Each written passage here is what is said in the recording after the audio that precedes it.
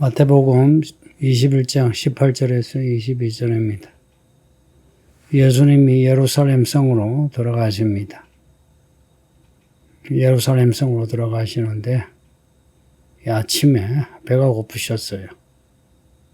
길가에 한 무화과나무를 보시는데 무화과 열매가 없습니다. 잎사귀밖에 없는 거 보시고는 나무에게 하시는 말씀이 이제부터 영원토록 내가 열매를 맺지 못하리라고 하신 겁니다.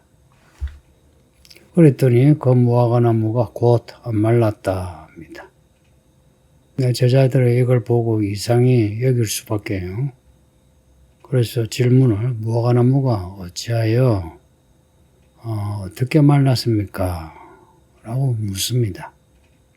했더니 예수님이 대답하시기를 내가 진실로 너에게 말하는데 만일 너희가 믿음이 있고 의심하지 아니하면 이 무화과 나무에게 된 이런 일만 아니라 이산 들려 바다에 던지기라도 할 것이다고 합니다.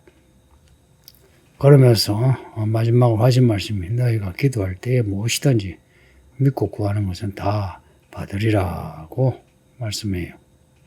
무화과 나무를 말라 죽이는 사건인데요. 예수님이 예루살렘 들어가셔 그 성전을 뒤집어 보신 사건이 앞에 있습니다. 예수님의 분노가 있고요. 그래서 무화과 나무에 그 열매가 없는 거, 예루살렘에 하나님이 원하시는 열매가 없다는 것에 상징으로 보는 분들이 있는데 뭐 그렇게 볼 수도 있습니다. 그래서 나중에 예루살렘이 로마에 의해서 완전히 말라 죽게 되죠. 이제 그런 상징으로도 볼 수 있는데, 근데 제자들이 예수님께 질문을 하죠. 무화과 나무가 어찌하여 곧 말랐습니까? 어찌하여 할 때야 보통 왜 말랐습니까? 이렇게 생각하는데, 근데 원문은 어떻게 그렇게 곧 말할 수 있습니까? 라고 물었던 거예요. 이에 대해서 예수님이 믿음으로 기도하면 무화과나무가 마른 것만이 아니라 산도 옮겨서 바다에 던져지게 할 수도 있다고 말씀합니다. 고로 예수님이 이 무화과나무 사건에서 하시고자 하시는 말씀은 기도에 관한 겁니다. 예수님이 무화과나무 말라 죽어라 하니까 말라 죽었다는 거예요. 예수님의 믿음을 가지고 말라 죽어라 했더니 무화과나무가 말라 죽었다는 겁니다. 근데 믿음이 있으면은 무화과나무만 아니라 산도 옮길 수 있다는 겁니다. 그리고 우리가 기도할 때는 무엇이든지 믿고 구하는 거 다 받으리라 하는 믿음을 가지고 기도하라고 합니다. 만일 제자들이 왜 무화과나무를 말라 죽게 하셨습니까? 라고 물었다면 예수님이 다른 대답을 하셨을까 생각이 듭니다. 아마 다른 말씀을 하셨겠죠. 예루살렘에 하나님이 기뻐하신 열매가 없는 것. 그걸 보시고는 하나님이 예루살렘을 심판하시는 겁니다. 다른 복음서에는 때가 아직 되지 않아서 무화과나무 열매가 없다 하는데 이제 그 부분은 뒤에 그 복음서를 읽을 때에 이제 말씀을 드리고요. 제가 오늘 이 말씀에는 예수님이 배고프신데 무화과 나무에 열매가 없다는 겁니다. 그 예수님이 배고프시며 열매가 있어야 나무가 저주받아 죽지 않아요. 때가 되었든 때가 되지 않았든 간에 예수님이 필요하실 때에 예수님께 들을 수 있어야 되는 겁니다. 앞에 1절에서 11절까지 예수님이 예루살렘에 들어가실 때 내용을 보세요. 그 건너마을에 나귀와 나귀 새끼 있거든. 가지고 오너라. 만일 그 사람이 뭐라 하거든. 주가 쓰시겠다 하라. 그리하면 즉시 보내리라 했거든요. 예수님이 필요한 거라면은 주가 쓰시는 거죠. 그러면은 이제 드려야 되는 겁니다. 똑같이 무화과 나무도 예수님이 배고프신 거예요. 그러면 예수님이 먹고 자면 무화과 열매를 맺어야 되는 겁니다. 그 무화과 나무가 뭐 억울하게 말라 죽은 게 아니고 예수님에게, 만왕의 왕이신 예수님에게 무화과 열매를 드려야 되는데 드리지 못해서 죽은 겁니다. 이제 이런 걸 보고 예수님이 자연을 보호하지 않는다 이런 말씀하면 안 돼요. 이런 사람은 꼭 구약에 그 짐승 제사를 두고 구약에서는 짐승을 막 죽였다. 동물을 보호하지 않았다. 뭐 그따위 소리 하면 안 됩니다. 하나님은 사람에게 관심이 있어요. 사람에게. 한 사람을 구하기 위해서라면 천하의 모든 식물과 모든 동물을 죽여서라도 한 사람을 살리시는 예수님이십니다. 이 말씀을 잊지 마세요.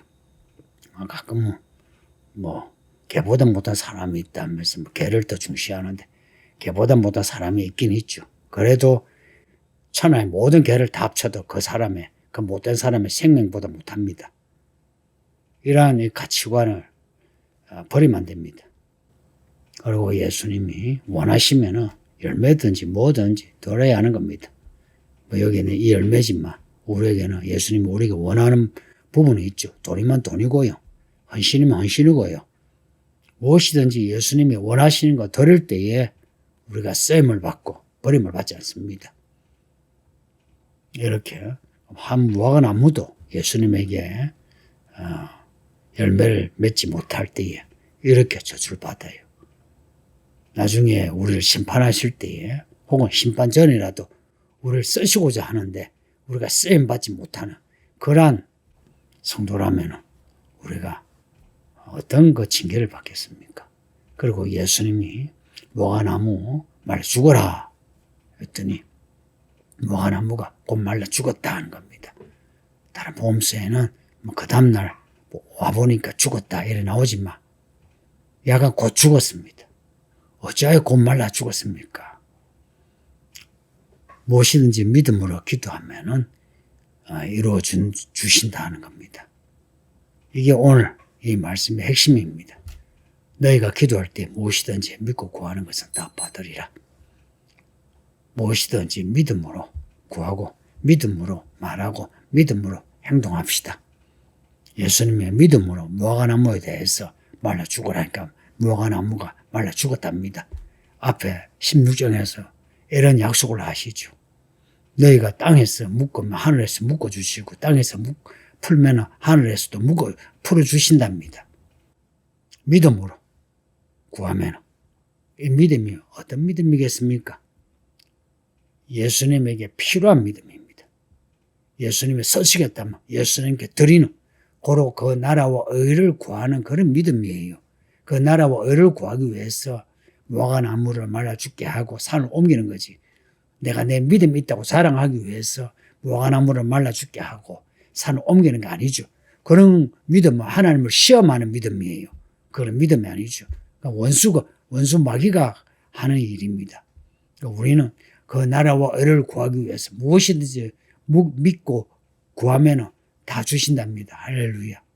우리 성도님들 부디 어려운 상황에 있을지라도 낙심하지 마시고 교야치만한 믿음이라도 가지고 하나님의 나라와 의를 구하는 믿음을 가지세요.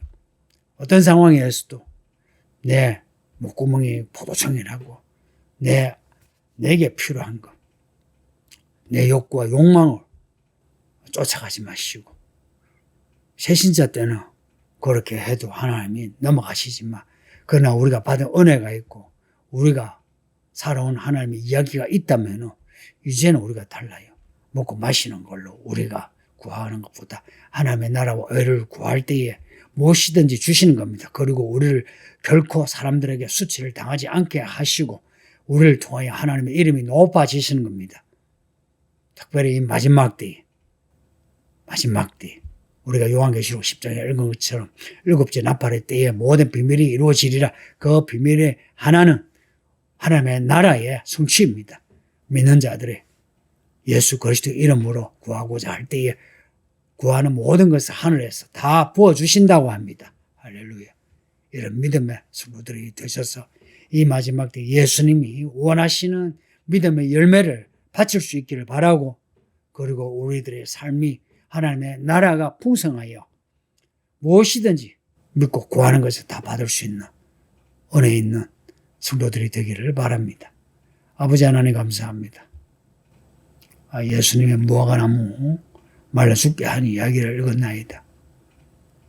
예수님이 필요할 때 우리는 예수님에게 필요한 모든 것을 드릴 수 있는 준비된 성도가 되게 해주시고, 또한 우리가 무엇이든지 말할 때에 가정에서나 직장에서나 교회에서나 무슨 말을 하든지 그 말이 믿음의 말이 되어 그 말이 이루어져서 예수 그리스도 이름이 높아지고, 우리가 예수 그리스도 안에서 우리가 함께 사람들에게 이 세상에서 소금과 빛처럼 존귀함받게 하옵소서.